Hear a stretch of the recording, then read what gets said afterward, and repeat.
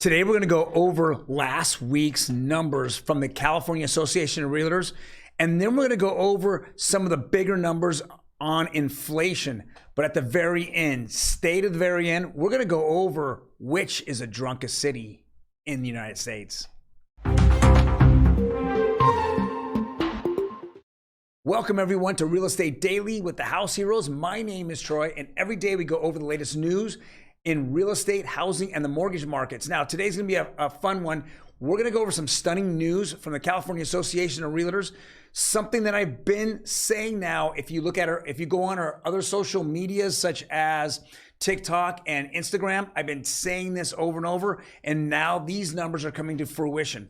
Now, before we jump into all of that, please, let's hit the subscribe button. Let's continue to get subscribers up on our channel. We're doing a fantastic job. We're getting hundreds of views a day. And then hit that like button. Let's go ahead. And this information, we work hard to get to you every single day. We want to give you the best 5 to 10 minutes in real estate on a daily basis. Let's jump into it. California Association of Realtors comes out every week, and they give out a market update on a weekly basis. This is average daily for the week ending October 1st, 2022. Now, if you watch me over on Instagram and TikTok, you'll know that I come up with a weekly market update and I break it down per county. This is for the entire state of California, and the trend is in. The trend is my friend, and until it breaks. And what we're seeing here, let's go look at the top line up here. The first thing that's at the very end here says closed sales per day is 606.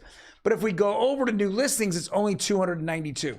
I've made this a point by telling people that we are down significantly from 12 months ago or even 24 months ago on the amount of homes that are active on the MLS.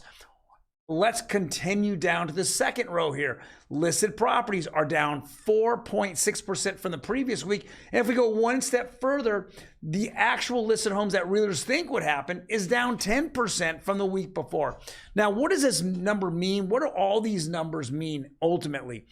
It means that with inflation so high and with mortgage rates that are down in the 2s and 3s for the last several years, we have had so many people refi into those lower rates that there's no reason to sell their home. There's nowhere to go. You're going to run into 6% interest rates. It doesn't make sense to move and sell your house. And that's what we're seeing. Now, if we break the numbers down to the ridiculous, and this is kind of how I look at it, when we're looking at inflation and we're looking at how to beat inflation, well, there's several things that help us beat inflation. The housing market is by far the most important. Why? Here are the stats. 40% of all homes in the United States have zero debt or no mortgage on them. The other 60% of those, 66% have mortgage rates of 3.5% or less. That means that it doesn't matter where you go or what you do, you have the same mortgage payment every single month. If you have the same mortgage payment every single month, then it's not inflationary or deflationary. It doesn't matter. You've locked in. That is usually for a family's budget on a monthly basis. That's the largest dollar that they're going to spend, largest part of their budget.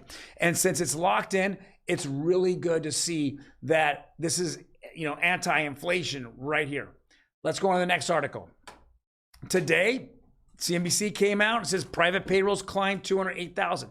So the strength in the market on the employment side is just getting stronger, guys. It's just getting stronger. People are employed. Now, you continue to hear headlines from the media by this company laying people off, that people laying off. Guys, what we're realizing is if you go to unemployment and state unemployment, you're realizing it doesn't pay the bills, and that there's so many jobs available. You can go out and pick and choose the jobs that you want, or at least you can get one that's higher paying that can pay your bills.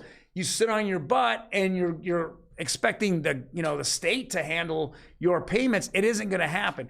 Governor Newsom doesn't care about you. I can't say it anymore.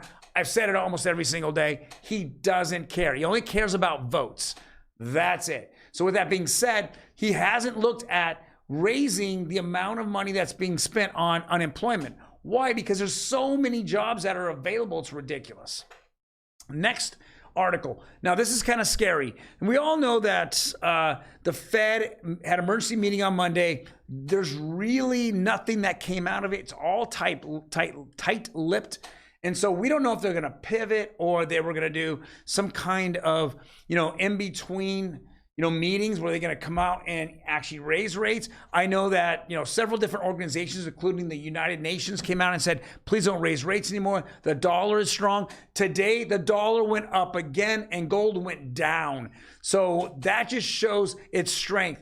Well, OPEC came out, and I think this is kind of a big FU to Joe Biden. It says OPEC to cut oil production by 2 million barrels per day to shore up prices.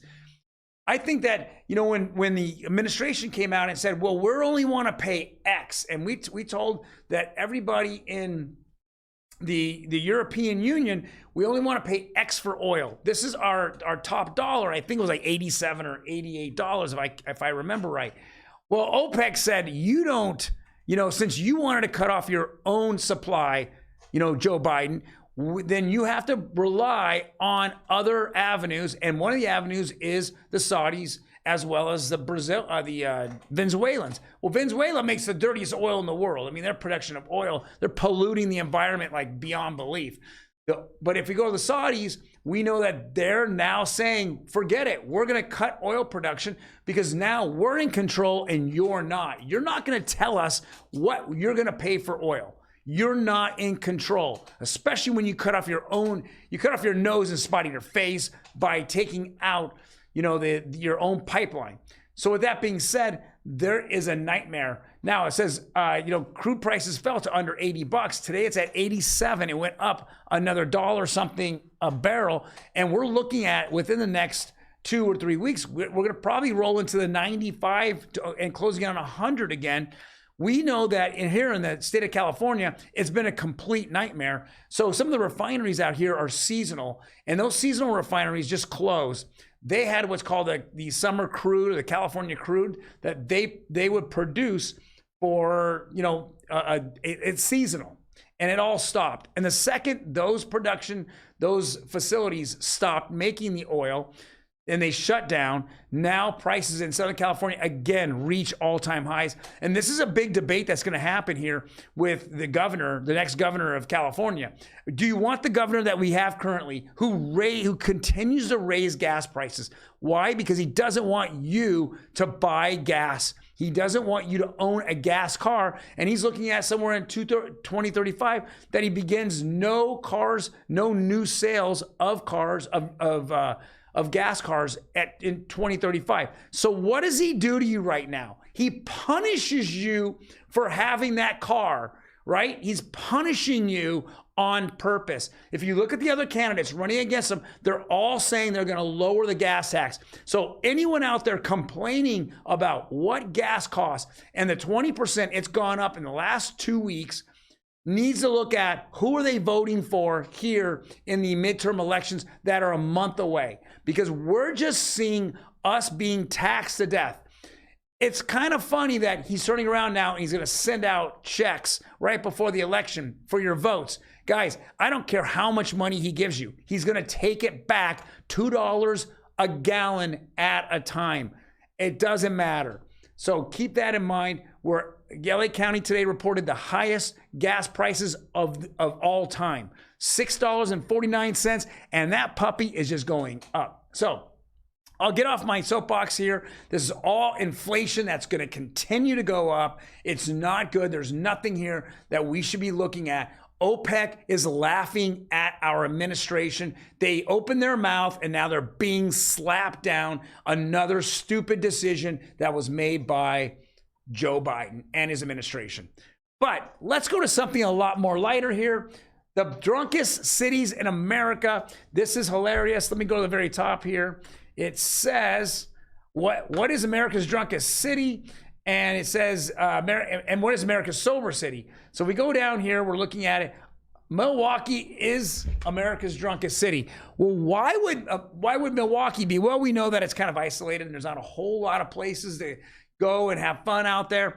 But if we go down a little bit more here, what is the least expensive cocktail in the United States? You got it, Milwaukee. $8. Now, I'm not saying to move there because alcohol is anti-inflationary because it's $8 a cocktail and you can get drunk for a little less than a hundy, but it's kind of funny. Now, you're probably asking, what is the most sober cities? Well, it says Memphis, Tennessee is the most sober city. And then it says the highest priced cocktail is Miami at $17. That's crazy. I want to show, this is, the Minneapolis is the least safe city for drinking. Okay? It's the least. Why? Because they want to get rid of cops. Was it, that's what New Orleans is the highest crime city. They got rid of, so many police there that now it's become the highest crime city. So you gotta realize that you get rid of police officers, crime goes right through the roof. If you're drinking and you're on the streets, that's not good. And this proves it right there. Minneapolis. All right, let's go over the interest rates. They all went down a little bit and we're starting to see them go down, kind of accelerate here. Now we've had 3 or 4 days of them going down.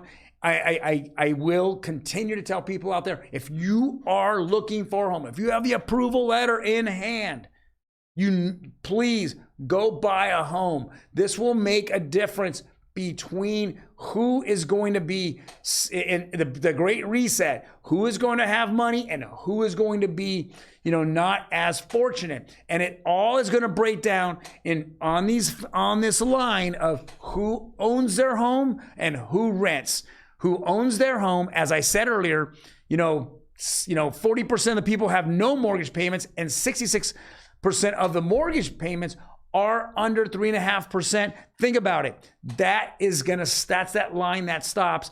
Please understand that if I was here and it was 6.5% and I had an approval letter, I'd be going out and buying a home, knowing that somewhere down the road, I can refinance out of that high interest rate and get into a lower interest rate.